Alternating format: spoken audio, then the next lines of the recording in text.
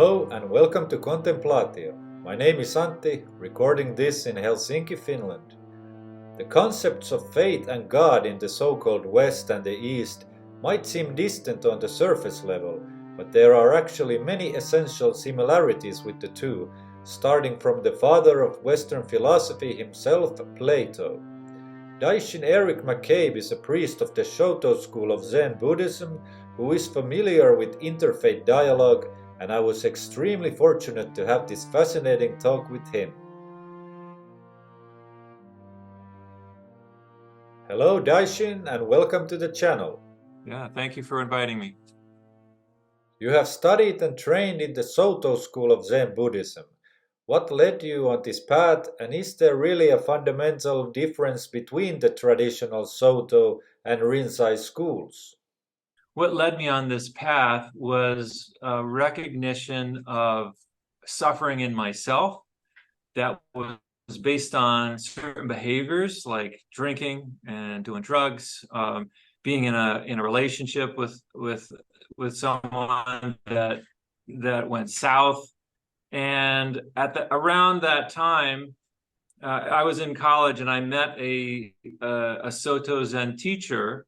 And I noticed that after I practiced meditation with her for just an hour, I felt a lot better. I felt a lot calmer and clearer.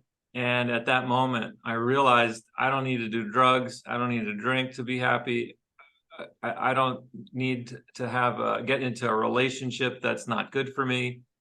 And not just in a romantic relationship, but also friendships that are not so good. So that was kind of the beginning of me thinking about how what I do affected how I feel about myself, and that the practice of meditation in particular was very, very helpful for me in seeing that I'm okay just as I am.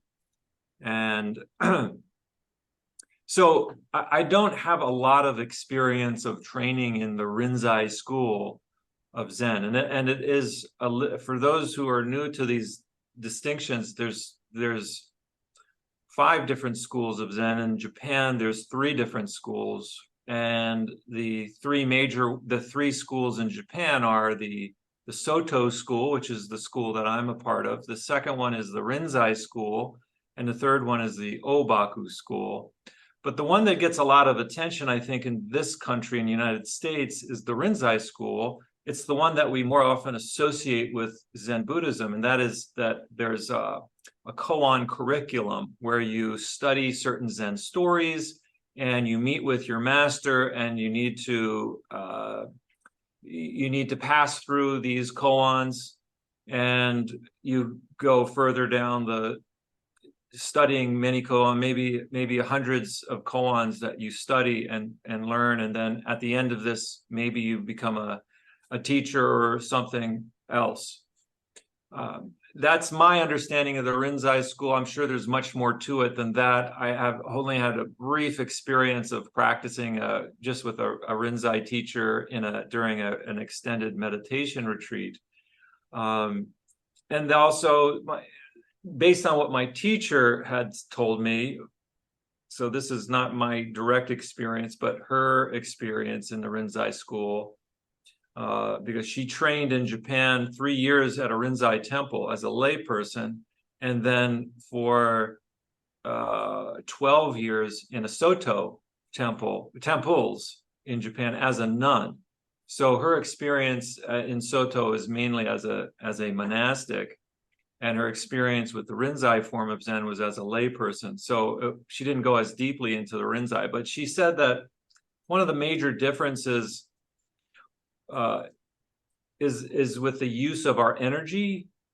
So, for example, in the Rinzai school, she said you could compare the energy of practice like a fire hose, where the water shoots out and it's very strong, and it will go in whatever direction you point it. Whereas the Soto school is more like if you take off that end of the fire hose and put a sprinkler on it, one of those sprinklers that goes around in a circle. It's not very strong, but it goes everywhere. So that was kind of my perception of what some of the differences are, and it actually helped me to focus or concentrate not so hard when practicing meditation. What we call in the Soto tradition, we call shikantaza, which means just sitting. And you're not focusing on a koan. So in the Rinzai school, you may focus on a particular koan during a meditation practice. That's part of the training. But in the Soto school, you don't have a koan, a specific koan. My teacher would say, your koan is your life itself. Your life is already a koan. It's already a big question mark. What are you going to do with it? And how are you going to do it? That's your question. So you don't have to create a koan on top of that.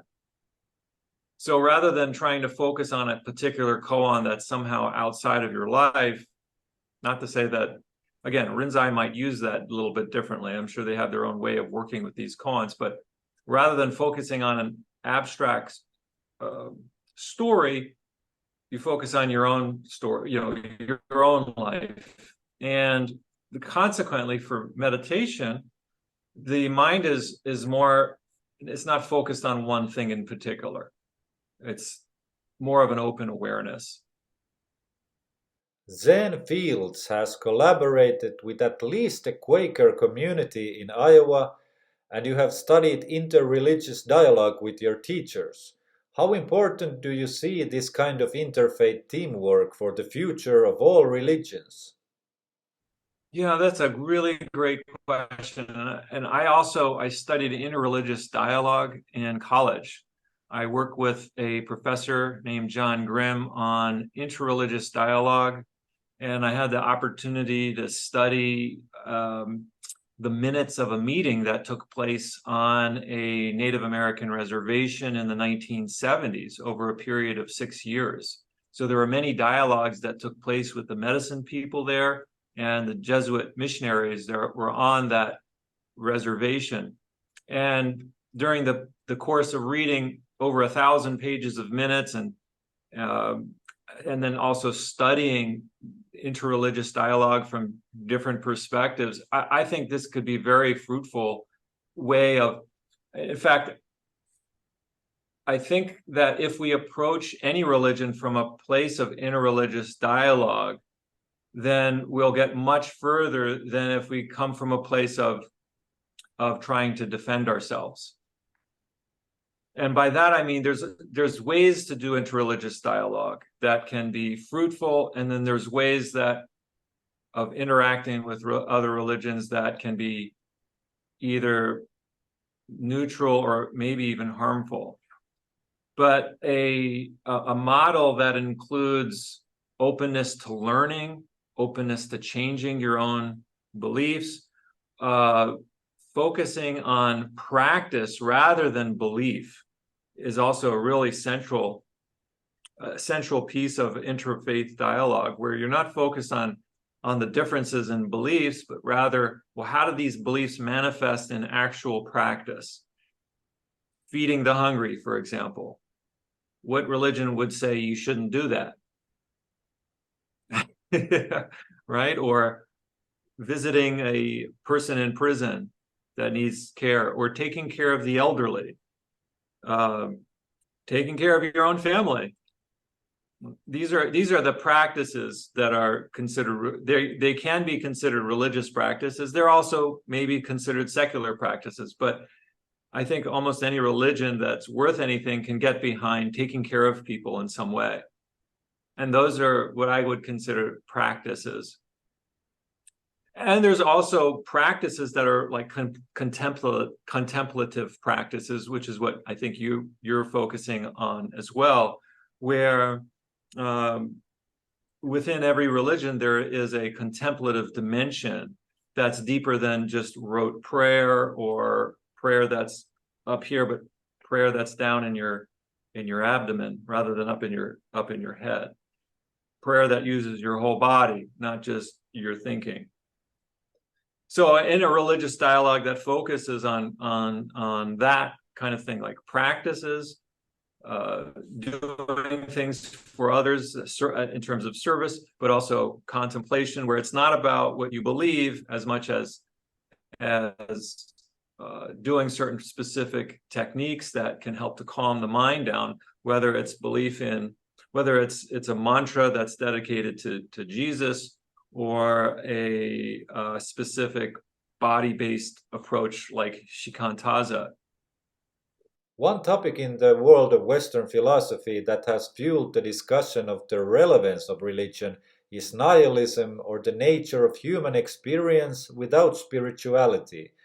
How do you see the concept of nihilism in the Buddhist context, and how do you see the pros and cons of organized religion or spiritual practice in general?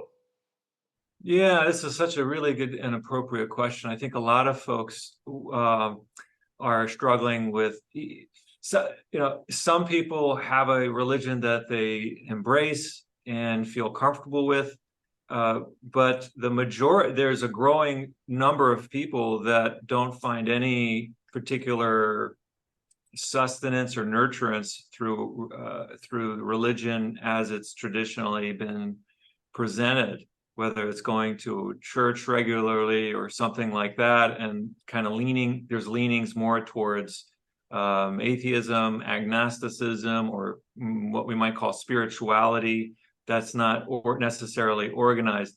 I see pros and cons to that. I'll start with the cons. I think the cons are that in my experience, we really benefit, regardless of what religion we're in. I think we benefit, or even if it's agnosticism or atheism, we benefit from having some guidance from a teacher or from a community. But nobody likes to be forced to do something. That's also a con, is in kind of an organized religion.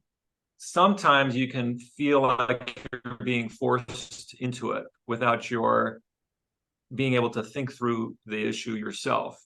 It might feel like your ability to rationalize for yourself has to be put on hold in order to have faith in something. And that's not good either. We need to encourage people, I think, to think for themselves and decide for themselves what they want to do. And so there's this, there's a space for people who, there's maybe a gap, not a space, but there's a gap for people who need that and often don't find it in organized religion. I want to ask questions, but I don't feel like I can. And that's actually part of the reason why I grew up Catholic. And when I met my Zen teacher, I felt it totally at home. But prior to that, I had an experience of that my ideas of God had just dissolved. And I didn't feel like I could go to anybody within my religion. I couldn't go to a priest to talk to. I couldn't talk with my family about that dissolving of the notion of God. I couldn't, because I felt like if I were to bring that up, it would have been just circular. Well, you just got to believe, or something like that. It would have just been trying to pull me back into a worldview that didn't make sense anymore. And I think where organized religions sometimes fail is they don't allow for asking questions that are real and true for you, and allow for the freedom for people to explore how do you connect this dissolving of your ideas with religion to the tradition itself? Is there a place in organized religion that allows for the dissolution of your understanding of God, for example? Now, I think there is, but we don't make the connection because oftentimes we're coming at it from such a literal level. But I'm thinking in terms of Christianity, a way that I think could be very helpful in understanding the dissolution of God is the death of God. Right, the death of God, and that's a theology too, death of God theology, right, where our ideas of God just die, but what are we left with? And that should be something that should be welcomed in somebody's spiritual journey. But I found myself at home within the Buddhist tradition, partly because it allowed for the asking of questions, and there was not a concept of a God that was constantly watching you and determining whether your actions were good or bad, but rather there's a community that's watching you. There's a teacher that's watching you. These are real people they're tangible, and so that filled that particular need. It seemed much more practical to me. I wasn't just imagining it. What seems to unite mystics of all religions is the concept of the ground of being, or God, if you will. How prevalent is this concept in Zen, in your opinion? That's again another really excellent question. So we don't use the concept of God in Zen, but when you start to look more closely at some of the Zen stories, some of the koans that I mentioned earlier, you can see some that the unity comes from experience rather than a belief. In Zen, there's a principle of in the one there is the many. I think this is where we can connect with Christian mystics. If we see God as one, and then the diversity in the world as the many, right? There's some underlying unity that connects all of us. Christians will call that God. But Buddhists don't put a name on it. At least as far as Zen Buddhism goes, there's no name put on it. And we're more concerned with having the experience of breaking through or letting go of the concepts that we hold as sacred. For example, it's very important, and I just maybe want to underscore how important it is to let go of the concepts that we hold as sacred. So, for example, in the Buddhist tradition, the concept of Buddha would be considered a sacred concept. And by concept, I mean it's just simply a word that has been elevated, Buddha. And there's a Zen teaching that I heard one time from my teacher. She said, "There is Buddha for those who don't know what Buddha is really. There is no Buddha for those who know what Buddha is really." Our problem is that the human mind wants to hold on and grasp onto these concepts as if they are holy, and we don't realize we're grasping onto a concept. And so all the language of Zen in particular is to help us release these concepts and experience reality as it is, whether we like what we're experiencing or we don't like what we're experiencing. All of this is manifestation of the one. There is another koan that's maybe you've heard this one. If you meet the Buddha on the road, kill him. Right. So we get it. And that when you first hear something like that, it might be kind of shocking. Well, isn't Buddha supposed to be who you take refuge in?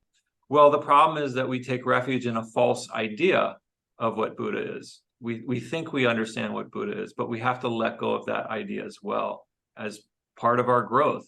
And I think if you transferred that to other religions, and it would be hard unless you have a contemplative practice that allows for the release of, say, the concept of God. So there's a difference between God and the concept of God. Those are two very big different things. And people often don't realize they're attached to a concept of God and actually are not connected to God because they're connected to a concept. And so the only way you're going to get connected to God is by releasing that concept. Plato's allegory of the cave is often used as a metaphor for the mystical experience where the practitioner rejects the world of the senses or outside concepts, so to speak, and steps outside into the light of God, or as a kind of agnostic view of escaping the shadow world of the archons and escaping the matrix, if you will. How much of this is compatible with the Buddhist notion of the illusions of Maya? Yeah, I think there's a double-edged sword within Buddhism, and this is a critique. So I can put a critique on Buddhism in that we have to be very careful about retreating into a cave and seeing the whole world as illusion. That can be somewhat problematic, especially for our particular time where we actually need to embrace the world rather than see it as complete illusion. And I'm thinking specifically around ideas of pollution and environmental degradation. If we see the world as all as illusion, then it makes it easier to not care about it. And that can be problematic because we don't want. I just got an email saying that 45% of the water in the United States is contaminated with some kind of a plastic chemical because of the way that industry has been polluting the waters. And this doesn't have to be the case. But if we just see the world as illusion and, oh, this stuff is illusion, well, maybe we don't have to do anything about it. That's the downside. That's the con side. That's a very problematic way of thinking. And I don't think that's the intention of seeing the world as illusion. I think if it helps us to act rightly and in service to others, creating a healthy environment, then yeah, we could see the world as illusion. But if it lulls us into non-action, then it can be particularly problematic. And Zen is really clear about this non-dual relationship. It's not outside, not in, it's not meditation practice, for example, at least with Zen, Soto Zen, it's not about going inside only. I mean, we might be aware of what's happening inside, but there's also awareness of what's going on outside in our environment. In fact, if we're really deep in our meditation, then we become one with the surroundings around us. And there's a story about that where a Zen master asks a monk, what's that sound outside? And it's raining outside. And the monk says, oh, I know, it's the sound of the rain. And the monk says, the master basically says, no, you have an upside down view. And the student all of a sudden gets confused. What do you mean? It's not the sound of the rain? And the master says, I am the sound of the rain. And so there's this broadening of the consciousness to include the environment. So we're not separating out from the environment. Besides Platonism, perhaps the clearest relative of Buddhism in the West is Stoicism, at least in its philosophical sense. What are your favorite religions or spiritual systems outside of Zen where you seem to return to? Well, I think certainly Christianity, that's my religious roots, and that's the easiest place to go back to. I can draw on those concepts within the New Testament much more easily than anything newer that I may have learned. But I also love to delve into Taoism and Confucianism. I think those are very powerful traditions and here's my feeling is that some may disagree with me, but the religious traditions of the world, they are for all of humanity. They're not for particular cultures. And we have the opportunity, we don't have to box ourselves into where we can root ourselves in a tradition, and at the same time, we could learn from other traditions because these are human what the Buddha taught, what other sages taught, these are things that anybody can practice and find some benefit in. So we don't have to exclude ourselves from learning about other traditions, regardless of whether we put ourselves in a particular tradition or not. We don't have to exclude the other ones from us learning. And there's something that we can all gain from other traditions. So, but in particular, Christianity, to answer your question, Christianity, Confucianism, Taoism, and also Hinduism. I study yoga, and I love the tradition. So there's so much stuff there. Right now I'm in a world religions class, and I also teach. I don't know very much about Islam or Sikhism, but I love those traditions too. When I start to get into them, there's something of benefit there. I admire the 1 month fast, right? I mean, that's a pretty deep practice. Or praying 5 times a day. I don't ask anybody that I work with in my Sangha to pray 5 times a day or meditate 5 times a day. We don't do that, but that takes some discipline. I admire that. Certainly Judaism too, this wrestling with ideas of what God is over the centuries, and the evolution of the concept of God. It's really remarkable, and the welcoming of dialogue that is challenging by the rabbis over this long tradition. That's very admirable to see that you don't have to agree with the people in your own tradition, and that's okay. So I don't know. It's hard for me to land on one in particular, but yeah. Thank you very much for the interview. What can you tell us of your future projects? I've been working on, there's a book of calligraphy that my teacher had given me many, many years ago. And this last year, I've opened it up. It's all in Japanese. So I was very intimidated from getting into it. But more recently, I got into it, and I've been studying it and translating it with a lot of help from some friends that speak fluent Japanese or Chinese, and practicing writing it, and then writing about each of these. So it's a book of aphorisms that come from Confucian and Taoist sources mainly, some Buddhist, but I'm using them as a platform on which to talk from, or to give Dharma talks. So I'm planning on doing more with those over the next, hopefully, a couple of years, and practicing writing them with the brush and stuff. So I've been having fun with that.